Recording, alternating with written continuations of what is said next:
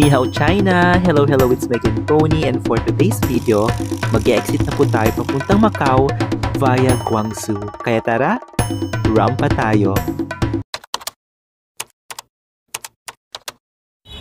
Ayan, pupunta na ako ng bus para railway station. Buti na lang yung mga bata marunong mag-English kasi gusto ko mura. Ayoko mag-taxi, syempre mas mahal yun. Number 17 daw. Ito. Hello mga misis, from Sangjaji City, you can ride a bus going to the railway station where you can ride a fast train or high-speed train going back to Changsa. You can also ride a taxi, but of course, it is more expensive. And during my time, my WeChat is not working as a payment method, so the driver let me in for free. So ayan mga misis, yung mga bus para nila, yung public bus papuntang West Station, merong ibang eksena ng QR code, hindi gumana yung WeChat ko, wala naman silang Alipay. So ayun, ang bait ng driver, ang pogi pa, hindi niya na ako pinagbayad. Hindi ko alam kung bakit, sabi nila rude daw yung mga Chinese, pero hindi naman. Or swerte lang ako kasi yung mga na-encounter kong mga Chinese dito, ang babait, lagi akong tinutulungan, tapos o diba, hindi na ako pinagbayad, pwede naman niya ako pababain. Hindi ko sure. Parang siguro nasa province kasi ako, iba yung mga ugali nila siguro dito. Ayan, punta na tayo sa West Station pataas. Dito na tayo sa Zhangjiajie Railway Station. Ito yung West Station nila. Dito yung mga high speed or fast train. So yan, kita ko na yung number ng train ko, G5657, papuntang Changsa, 10:40 AM, number 9. Madali lang naman siyang malaman kasi makikita mo na. At yung ticket ko sa trip.com, andun kasi yung train number. So ito yung check-in, hindi ka pa pwedeng mag-check-in ng maaga. So papasok ko lang mga few minutes kasi mabilis lang naman pumunta sa train station. Ihi muna tayo. Kaya nag-check-in na tayo 20 minutes before yung train time na 10:40. And sa number 9 tayo. Passport lang din, in-scan yun na yung ticket ko. Ayan, sa carriage number 4 tayo. So dun pa, number 5 na to. And seat number 5A.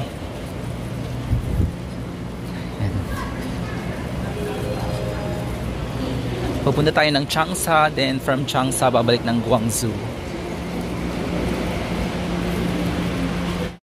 Parang na second class tayo. Second class yung upuan ko. Ayan, may ganito siya, may pa-table. I'm gonna miss you, Zhangjiajie City. I'm heading now to Changsa. I book all my train tickets via trip.com. And my passport is my ticket, so everything is smooth riding a train here in China.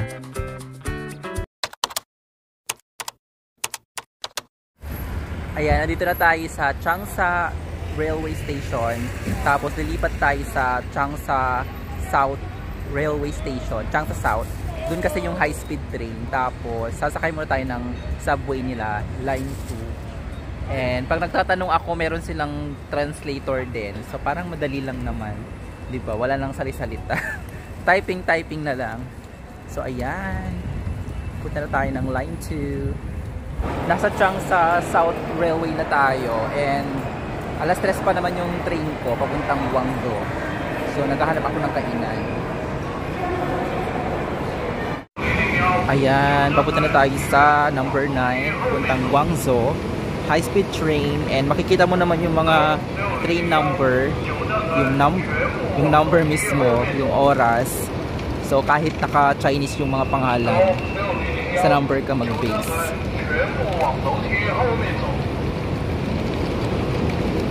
Ayun yung train ng layo pa pala.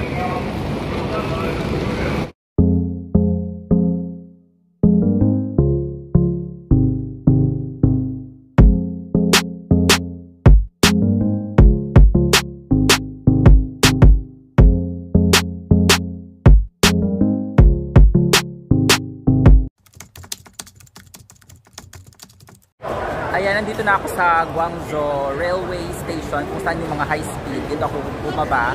And yung accommodation ko, walkable na lang daw, 15 minutes from here. So, i-google map ko pa. And pagbaba ko, napansin ko, meron palang wifi sa high speed train. Hindi ko man lang kinonect yung phone ko. Tapos merong pa VIP na part sa carriage nila para mga first class. Ayun, may nakita ko doon ng super gandang Chinese Josa. Sige mga misis, hanapin ko pa yung accommodation ko. Ayan, nahanap ko na yung accommodation ko. Linakad ko lang from railway. Basta nagkamali lang ako ng exit. Dapat sa west, hindi sa east. So, mas napalayo yung linakad ko ng very light. Ayan, buti na lang may pilihan sa harapan niya. Ayan. Parang yan yung mga sari-sari store nila. Ito na ako.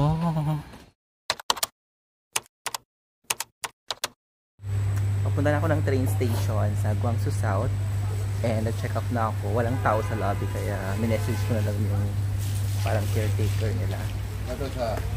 So ayun, babugsong ulan ngayon kasi April. So parang spring nila maulan.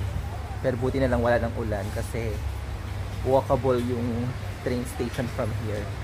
Lapit lang. So ayan, pupunta tayo ng Macau. And yung train is papuntang Zhuhai. Tapos doon tatawid lang ako. Then pupunta rin tayo ng Hong Kong. So ayan mga misis, lakad muna tayo.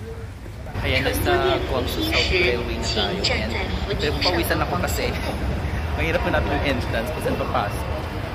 Eh magna 9 AM na yung time ng train pa Zhuhai. The travel time from Guangzhou to Zhuhai is only 1 hour, and there you can now walk through the immigration of China and immigration of Macau. So it's really easy to figure it out.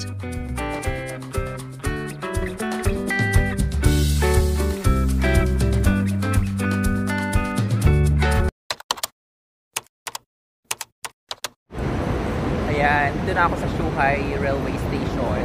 Malapit na tayo sa Macau. Mag-exit na tayo. So merong immigration na dito. Pati sa Macau, of course. And 1 hour lang yung travel time, isang stop. And madali lang siyang matutunan. So hindi siya nakakalito. Kasi hindi ako masyadong nag-research talaga.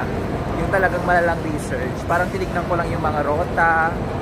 And dito nga sa Macau, hindi ko pa na-research kung saan ako sasakay na shuttle. Kasi maraming free shuttle.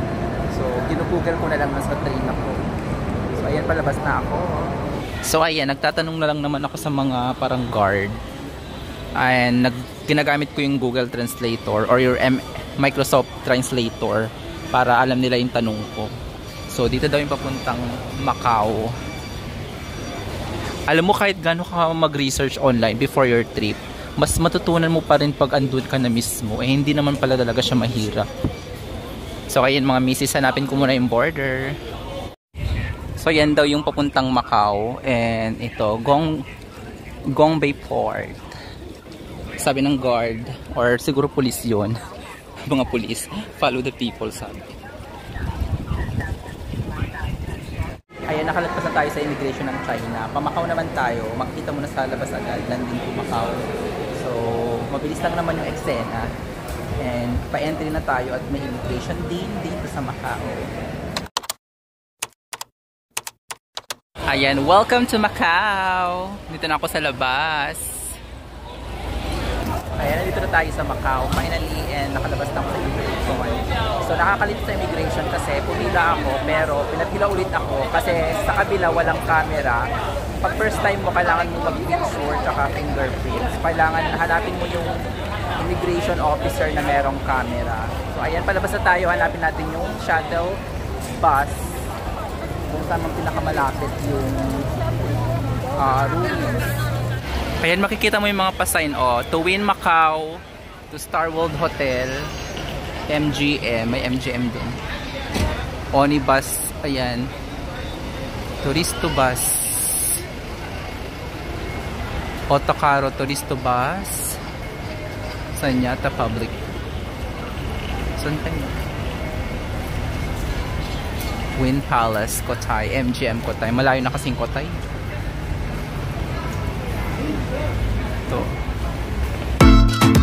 So yun mga misis, andito tayo sa Macau and nakalis na tayo sa mainland China and rarampa naman tayo sa Macau and Hong Kong. Marami pa po akong papakita sa inyo. Maraming salamat po and thank you so much for watching. Zizi. Until my next vlog. Bye for now.